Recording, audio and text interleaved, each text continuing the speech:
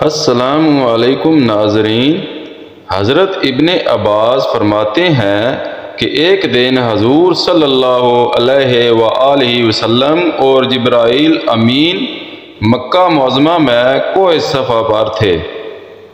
حضور صلی اللہ علیہ وآلہ وسلم نے فرمایا، اے جبریل، قسم ہے اس ذات اقدس کی جس نے تجھ کو حق کے ساتھ بھیجا ہے، شام کو آل محمد صلی اللہ علیہ وآلہ وسلم کے پاس ایک مٹھی بار آٹا اور ایک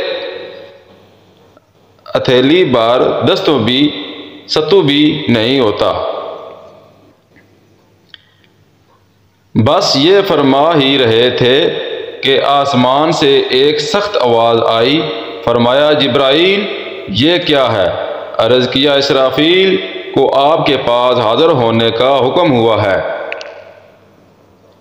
چنانچہ وہ حاضر ہو گئے اور کہا، آپ نے ابھی جو کلام فرمایا ہے وہ اللہ تعالیٰ نے سنا، تو مجھے آپ کے پاس زمین کے خزانوں کی کنجیاں دے کر بھیجا ہے، اور فرمایا ہے کہ میں وہ آپ کی خدمت میں پیش کر دوں اور تہامہ کے پہاڑوں کو زمرد یا قوت سونا اور چاندی بنا دوں۔ اگر آپ یہ چاہتے ہیں تو میں ابھی یہ کام کر دیتا ہوں۔ آپ کو اختیار ہے کہ آپ چاہے نبی بادشاہ بنے یا نبی بندے۔